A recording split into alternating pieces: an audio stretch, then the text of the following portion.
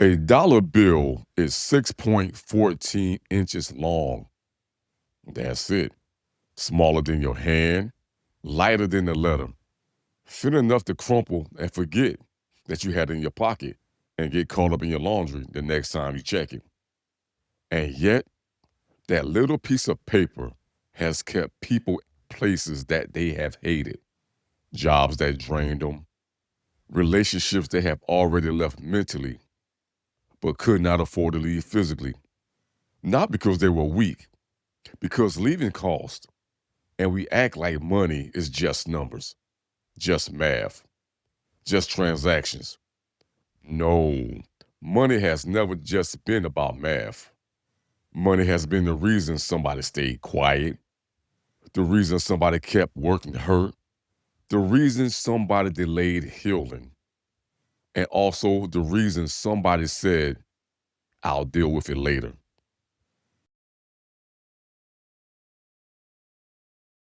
Something that weighs almost nothing has carried the weight of human decisions.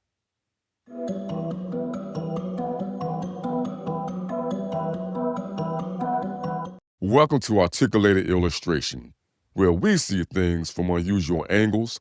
I'm your host, Dwayne Richardson Sr. This podcast is sponsored by me. And if you want to invest in purpose, let's make it happen together. Today's question: how does something this small hold this much power? Word of the day: currency. Money in motion, power in motion, options in motion, relief in motion. But when it stops moving towards you, everything else slows down with it. Doors close, your options shrink, decisions stop feeling free.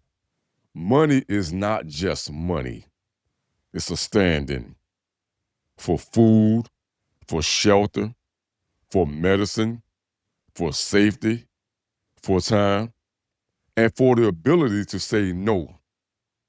And that last one, it matters so much. When you can't afford to leave, you lose the option. And that's why financial stress is so different. You're not worried about numbers. You're worried about everything those numbers are holding together. Now, picture this. You have a mother. She didn't plan to be here. Not like this. She had a budget, a number in her head, a plan. But she moved through the aisles carefully. Generic brand here, skip that aisle. Only what's needed. And her child asks for something off the shelf. She says no without even looking down because she's already doing the math in her head. At the register, the total comes up higher than expected. So now she starts editing in real time. Cereal goes back, juice goes back, bread stays, egg stays. The cashier says nothing. The child watches, the people behind her wait, and she keeps her face neutral because falling apart in the grocery line is a luxury she cannot afford either. And that wasn't just shopping. That was dignity negotiating with necessity. And whether we want to believe it or not, it happens every day, multiple times across the nation. Here's what financial pressure does quietly. It starts making decisions for you. And of course, you don't notice it at first. You just wake up one day and realize you haven't taken a real risk in years. Every opportunity had a reason, not the right time, too risky, too uncertain, too many variables. But yet, you called it wisdom, you called it patience, and you called it responsibility. But sometimes it was a cage you stopped noticing because you have been inside of it for too long.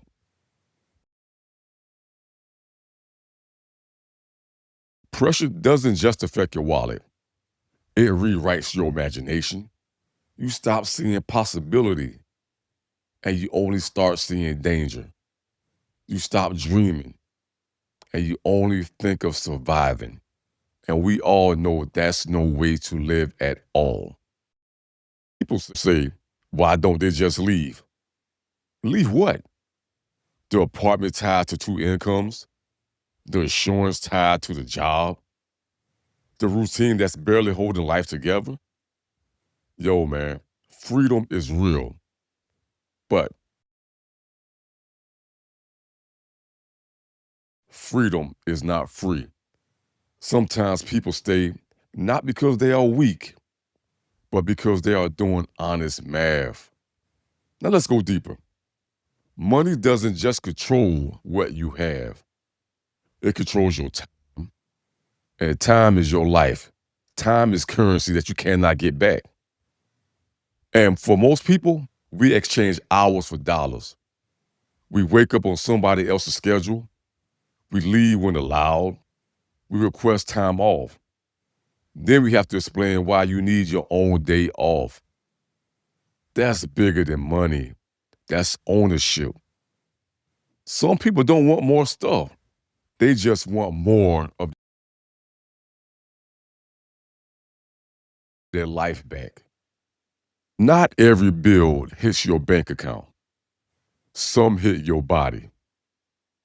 The tight chest before rent, the sleepless night, the short temper, the silence after checking your balance.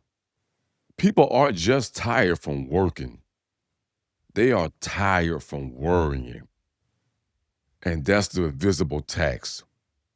In 1 Timothy 6:10, it says, the love of money is the root of all kinds of evil. Not money, the love of it. And I'm going to stress right here and pause right here because a lot of times, many of us have heard that money is the root of all evil. I know a lot of us have been told and have been taught growing up that money is the root of all evil. No, my friends. And it's amazing how one word omitted from a scripture can change the whole context of the scripture. It's amazing how one word being left out is so powerful, just like how powerful money is. But money in your hand is a tool. Money in your heart is a master. Let's remember this. Tools help you build. Masters tell you who to become. So ask yourself honestly, are you using money as a tool, or has fear, debt, survival, has that been pulling your strings for so long that you forgot that there was another way to walk? This is it for today's episode. And if it has struck a bell with you, like, share, subscribe, and download. And remember to do what's absolutely necessary every day. And always remember to keep illustrating your life. Why? It's your dream, your vision. Keep the pen in your hands. And remember, people, money is a tool. Don't let it become your master.